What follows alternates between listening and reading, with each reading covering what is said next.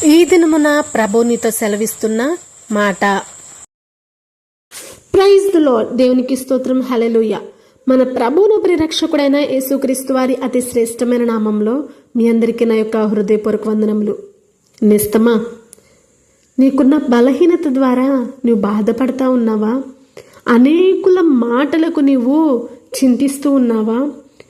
ఏంటి నా బ్రతుకు అని చెప్పేసి బాధపడుతూ కృంగిపోతూ ఉన్నావా? అయితే ఈ యొక్క అమూల్యమైన మాట, ఔషధం వంటి మాటలు నీకే. శ్రద్ధగా విను, జ్ఞాపకం చేసుకో. నేస్తమా, ఎందుకు నీకున్న బాధలను బట్టి బాధపడతా ఉన్నావు? ఒక్కసారి వాక్యాన్ని చదువుదామా?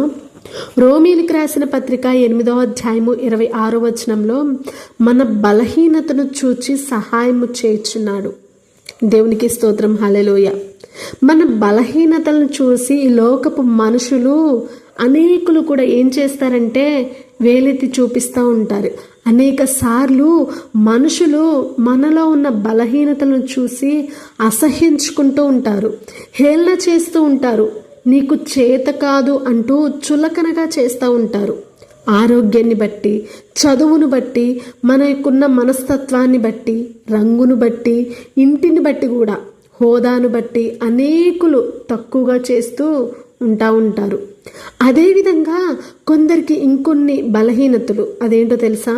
నోటి దురుసుతనం, లేకపోతే కోపం, శరీర అవయవాల లోపంలో ఉండటము, ఇంకా అనేక విధాలు. అట్టి బలహీనతలను బట్టి కూడా నిందిస్తూ ఉంటారు, చులకన చేస్తూ ఉంటారు, పలకరించడానికి కూడా ఇష్టపడకుండా దూరంగా వెళ్ళిపోతూ ఉంటారు. నేస్తమా, నీకే ఈ మాట. ఏంటో తెలుసా? నీ బలహీనతలో కూడా ప్రభువు వైపు ఆనుకో. ఆయన ఏం చెప్తున్నారు? మన బలహీనతను చూసి ఆయన మనకు సహాయం చేస్తూ ఉన్నారంట.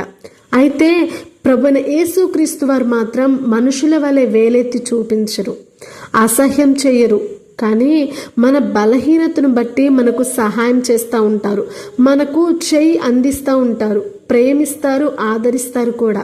ఆయన ఓదారుస్తారు, హత్తుకుంటారు. కాబట్టి మన బలహీనతలో దేవునిపై ఆధారపడడం నేర్చుకుందాం. ఎందుకంటే మనుషులు కొంతకాలం మాత్రమే మనల్ని ప్రేమిస్తారు, అది కూడా అవసరం ఉంటేనే.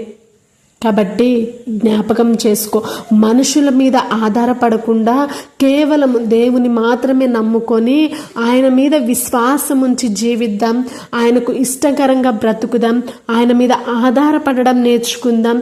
అనేకమైన అద్భుత కార్యములు, ఆశ్చర్య కార్యములు పొందుకుందాముగాక. Praise the lord. ప్రార్థన చేసుకుందాం. ప్రార్థన. సకల ఆశీర్వాదాలకు కారణభూతుడైన మా ప్రియ పరలోకపు తండ్రి, నీ నామమునకు వందనములు ప్రభువా. మమ్మల్ని మీరు దీవించండి. మా బలహీనతలో కూడా ప్రభువా నీపై ఆనుకునే భాగ్యాన్ని మాకు దయచేయండి. మాకు అటువంటి ధైర్యాన్ని పుట్టించండి, మాకు సహాయం చేయండి. ఈ దినమున మీరు మాకు తెలియచేసిన మాటలను బట్టి నీకు వందనములు. ఇప్పుడు మోకరించి నాయన, ఇప్పుడు తల వంచిన ప్రతి ఒక్క బిడ్డను కూడా మీరు దీవించండి. ప్రార్థనలో ఏకీభవిస్తున్న వారి కుటుంబాలను కూడా మీరు జ్ఞాపకం చేసుకోండి. వారికి ఉన్న ప్రతి సమస్యలు యేసు నామంలో తొలగిపోవునుగాక. కార్యము జరిగించి కృప చూపించి నీ నామమునకు అంతము వరకు కూడా నమ్మకంగా ఉండే భాగ్యమును మాకు అందరికీ కూడా దయచేస్తారని నమ్ముచ్చు. ఈ చిన్ని ప్రార్థన స్థితి పరిశుద్ధ నామంలో అడిగి వేడుకొని ప్రార్థిస్తున్నాము తండ్రి. ఆమేన్. Praise the lord.